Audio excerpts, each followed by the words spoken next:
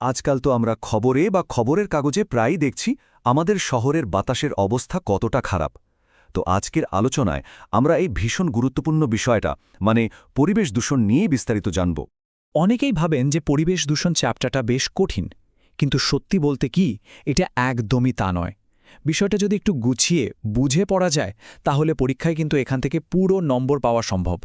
চলুন আজ আমরা এই বিষয়টাকেই একদম সহজ করে বুঝে নিই। তাহলে পরিবেশ দূষণ ঠিক কি? আচ্ছা, সহজ করে ভাবুন তো। ধরুন একটা পরিষ্কার নদীর জলে যদি কারখানার নোংরা কেমিক্যাল মিশে যায় তাহলে কি হবে? জলের স্বাভাবিক রংটা পাল্টে যাবে, তাই না? এটা হলো ভৌত পরিবর্তন। জলের ভেতরের উপাদানও পাল্টে যাবে, যেটা হলো রাসায়নিক পরিবর্তন। আর এর ফলে মাছ এবং অন্য জলজ প্রাণীরা মারা যাবে। এটা হলো জৈবিক প্রভাব। এই যে একটা অনাকাঙ্ক্ষিত খারাপ পরিবর্তন, এটাই হলো পরিবেশ দূষণ।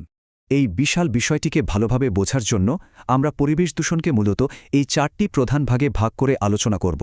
কি? বায়ু দূষণ, জল দূষণ, মাটি দূষণ এবং শব্দ দূষণ। চলুন তাহলে আমাদের প্রথম ভাগ অর্থাৎ বায়ু দূষণ দিয়ে শুরু করা যাক।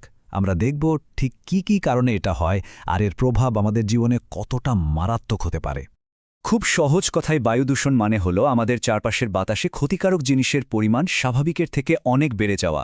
যেমন ধরুন, শীতকালে আমরা প্রায় যে ধোঁয়াশার চাদরের শহরকে ঢেকে যেতে দেখি, ওটাই কিন্তু বায়ু দূষণের একটা জ্বলজ্বন্ত উদাহরণ।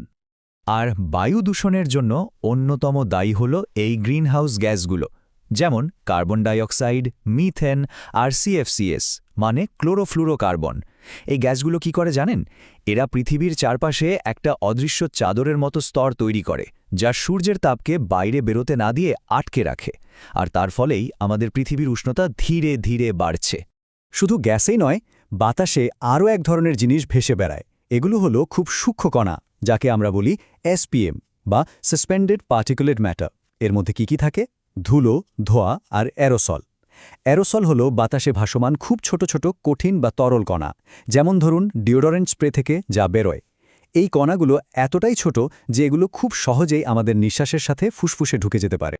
বায়ু দূষণের একটা ভীষণ ভয়ঙ্কর ফল হল অ্যাসিড বৃষ্টি। এই রাসায়নিক সমীকরণগুলো দেখে কঠিন মনে হতে পারে, কিন্তু ব্যাপারটা আসলে খুব সহজ। এখানে শুধু দেখানো হচ্ছে কিভাবে বাতাসে থাকা সালফার ডাইঅক্সাইড আর নাইট্রোজেন ডাইঅক্সাইডের মতো খারাপ গ্যাসগুলো বৃষ্টির জলের সাথে মিশে গিয়ে সালফিউরিক অ্যাসিড আর নাইট্রিক অ্যাসিড তৈরি করে, আর তারপর অ্যাসিড হয়ে পৃথিবীতে নেমে আসে। আর এই স্লাইডটা দেখলেই বোঝা যায় অ্যাসিড বৃষ্টির ভয়াবহতা ঠিক কতটা। দেখুন, একদিকে যেমন এটা সবুজ বনভূমিকে পুরোপুরি ধ্বংস করে দিচ্ছে, ঠিক তেমনি আমাদের গর্ব তাজমহলের মতো ঐতিহাসিক স্থাপত্যের সৌন্দর্য দিনের পর দিন নষ্ট করে দিচ্ছে। বায়ু দূষণের পর এবার আসা যাক আমাদের জীবনের আরেকটা অপরিহার্য উপাদানের কথায়, জল। চলুন দেখি জল দূষণ কিভাবে আমাদের জীবনকে প্রভাবিত করছে। এটাও খুব সহজ।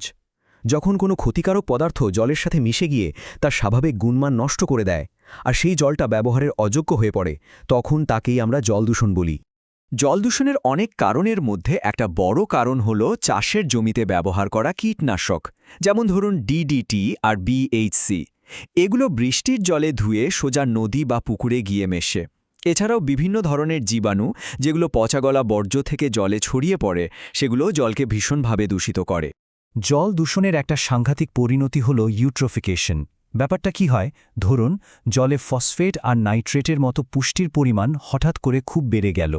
তখন শৈবালরা যেন একটা বিশাল ভোজ পেয়ে যায়। তাদের সংখ্যা এত দ্রুত বাড়তে থাকে যে তারাই জলের প্রায় সমস্ত অক্সিজেন শেষ করে ফেলে। ফলে কি হয়? মাছ ও অন্যান্য জলজ প্রাণীরা অক্সিজেনের অভাবে দম বন্ধ হয়ে মারা যায়। এই ছবিটা দেখুন, পুরো পুকুরটা শৈবালের ঘন সবুজ আস্তরণে ঢেকে গেছে। এটাই হল ইউট্রোফিকেশনের বাস্তব চিত্র। বাইরে থেকে দেখতে হয়তো সবুজ লাগছে, কিন্তু আসলে জলের ভেতরের জীবনটা পুরোপুরি শেষ হয়ে গেছে। আচ্ছা, পরীক্ষার জন্য একটা খুব গুরুত্বপূর্ণ বিষয় হল বিওডি বা বায়োকেমিক্যাল অক্সিজেন ডিমান্ড। এর মানেটা কি? সহজ কথায়, জলে যে সমস্ত জৈব বর্জ্য থাকে সেগুলোকে ভাঙার জন্য জীবাণুদের যে পরিমাণ অক্সিজেন দরকার হয়, সেটাই হল বিওডি। মনে রাখবেন, জলের বিওডি যত বেশি হবে, বুঝতে হবে সেই জলটা ততটাই বেশি দূষিত। চলুন এবার আমরা বাকি দুটো গুরুত্বপূর্ণ দূষণ অর্থাৎ মাটি এবং শব্দ দূষণ নিয়ে ঝটপট আলোচনা করে নিই। মাটি দূষিত হয় মূলত কৃষিক্ষেত্রে ব্যবহার করা অতিরিক্ত রাসায়নিক সার, কীটনাশক আর প্লাস্টিকের মতো বর্জ্যের কারণে। আর অন্যদিকে শব্দ দূষণ তো আমাদের রোজকার জীবনের সঙ্গী, তাই না? গাড়ির হর্ন, কারখানার বিকট আওয়াজ আর মাইকের তীব্র শব্দ এসবই শব্দ দূষণের কারণ।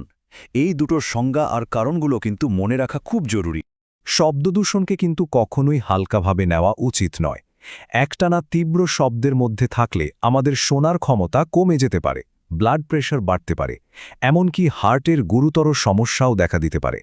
শুধু আমরা মানুষরাই নই, পশু পাখিরাও কিন্তু শব্দদূষণের শিকার হয়। এই তীব্র শব্দের কারণে ওরা ভয় পেয়ে যায়, অনেক সময় দিক ভুলে যায় আর নিজেদের মধ্যে ঠিকমতো যোগাযোগও করতে পারে না। এর ফলে ওদের জীবনযাত্রা মারাত্মকভাবে ব্যাহত হয়। আলোচনার প্রায় শেষ পর্যায়ে চলে এসেছি আমরা। এবার চলুন কিছু জরুরি টিপস দেখে নিই, যা পরীক্ষায় ভালো নম্বর পেতে দারুণভাবে সাহায্য করবে। পরীক্ষায় পুরো নম্বর পেতে হলে এই 3টে জিনিস কিন্তু মাথায় রাখতেই হবে। প্রথমত, প্রত্যেকটা দূষণের সংজ্ঞা ভালো করে বুঝে মুখস্থ করতে হবে। দ্বিতীয়ত, কারণ আর প্রভাব সবসময় আলাদা আলাদা পয়েন্ট করে লিখতে হবে। আর সবশেষে উত্তর লেখার সময় যেখানে সম্ভব ছবি বা ডায়াগ্রাম দিলে কিন্তু নম্বর অনেক ভালো ওঠে। তাহলে আজকের আলোচনা এই পর্যন্তই। মনে রাখবেন, এই টপিকটার জন্য শুধু পাঠ্য বইটা ভালোভাবে অনুসরণ করলেই কিন্তু নম্বর একদম নিশ্চিত। পরের ক্লাসে আমরা পরিবেশ এবং মানব জনসমষ্টি নিয়ে আলোচনা করব। দেখা হবে পরের ক্লাসে।